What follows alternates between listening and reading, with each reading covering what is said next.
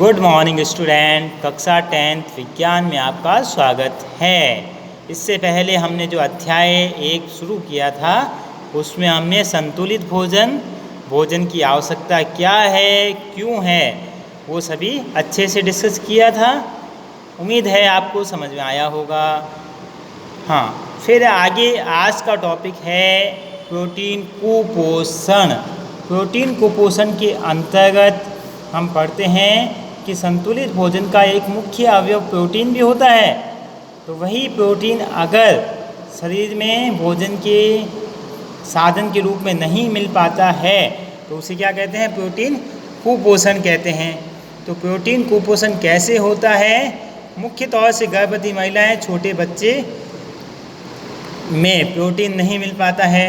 अब क्योंकि छोटे बच्चों को केवल संतुलित भोजन मिलना मुश्किल होता है तो प्रोटीन कुपोषण से 2 मुख्य बीमारियां होती है। पहली है क्वाशीओरकोर और दूसरी है मेरस्मस। तो अच्छे से याद कर लें आप। तो अच्छे से आप याद कर लें कि मुख्यतः 2 बीमारियां जो होती है वो क्या है। पहली है क्वाशीओरकोर। बच्चे का पेट फूल जाता है, इसमें भूख कम लगती है और बच्चा चिड़चिड़ा हो जाता है, त्वचा पीली शुष्क होकर फटने लगती है। और दूसरी जो है वो है मेरस्मस में उसकी आँखें कांतिहीन यानी आँखें चमकदार नहीं रहती है, अंदर धंस जाती है और शरीर सूख जाता है। इसको सूखा रोग भी कह सकते हैं। अब दूसरा टॉपिक है खनिज कुपोषण। खनिज, आपको पता है खनिज जो है वो कहाँ से मिलते हैं? मुख्यतः हरी सब्जियां या पत्तेदार सब्जियों में मिलते हैं। तो खनिज कुपोषण से पहले हम इस टेबल को डिस्कस करते हैं। खनिजों का क्या महत्व है और क्या कहाँ से मिलती हैं। पहला खनिज है सोडियम। सामान्य नमक मछली, मांस, अंडे और दूध में मिलता है। इसके मुख्य कार्य मांसपेशी संकुचन, तंत्रिकीय आवेग संचरण, शरीर का विद्युत अपघटन और संतुलन बनाना। दूसरा है पोटेशियम। सभी खाद्य पदार्थ मिलता है, मांसपेशी संकुचन और तंत्रिकीय आवेग संचरण और शरीर का विद्युत अपघटन करने में काम में आता है। फिर है कैल्शियम। दूध, अंडे, हरी सब्जियों में मिलता है और विटामिन डी के साथ हड्डियाँ और दांतों को मजबूती प्रदान करता है। फिर फोर्थ है फॉस्फोरस। दूध, हरी सब्जियाँ, बाजरा, रागी, सूखे मेवे, यकृत यानी कलेजी तथा वृक्क में मिलता है। कैल्शियम से मिलकर हड्डियाँ निर्माण करता है, दांतों को बहुत मजबूती देता है। अब लोह तत्व यकृत, वृक्क, अंडे, मांस, रक्त, बाजरा, सभी दही, सब्जियां, गाजर और गुड़ में मिलता है और हृदय में हीमोग्लोबिन का निर्माण करता है।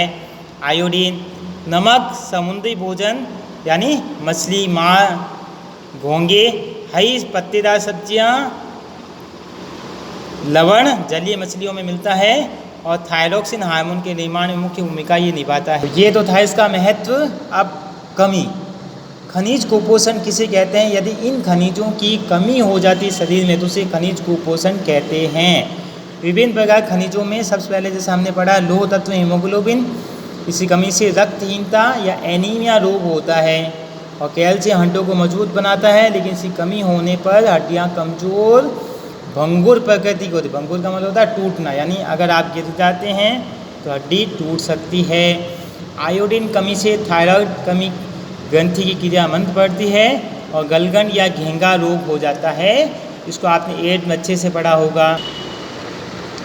अब नेक्स्ट टॉपिक है मानव स्वास्थ्य। क्योंकि हमने कहा है कि हमें संतुलित भोजन मिल गया, संतुलित भोजन की कौन कौन सी कमियां होती हमने डिस्कस किया। और मानव स्वास्थ्य, क्योंकि मानव स्वास्थ्य के अंतर्गत संतुलित भोजन की आवश्यकता और संतुलित भोजन के अंतर्गत क्या मुख्यतः छठा तत्व क्या होता है? पानी, पीने योग्य पानी। तो अगर पीने योग्य पानी ही नहीं मिलेगा तो भोजन जो है वो बेकार है। तो मुख्यतः हम इंसान इतने कम उपलब्ध जल के उपलब्ध, क्योंकि पूरी पृथ्वी में 75% जल है, लेकिन उसका केवल 4% जल ही पीने योग्य पानी का है। अतः ये पानी कहाँ से मिलता है? मुख्यतः पदार्थ की 3 अवस्थाएं, ठोस यानी बर्फ, तरल यानी जल और गैस जल वाष्प में एक साथ प्राकृतिक रूप से मौजूद होती है। तो जल हमें तीनों रूप से मिलता है और इसके कई कण, सूक्ष्म जीव आदि भी हो सकते हैं। तो जल जो है मुख्यतः जल की नेक्स्ट जो गुण हैं वो हम नेक्स्ट वीडियो में डिस्कस करेंगे।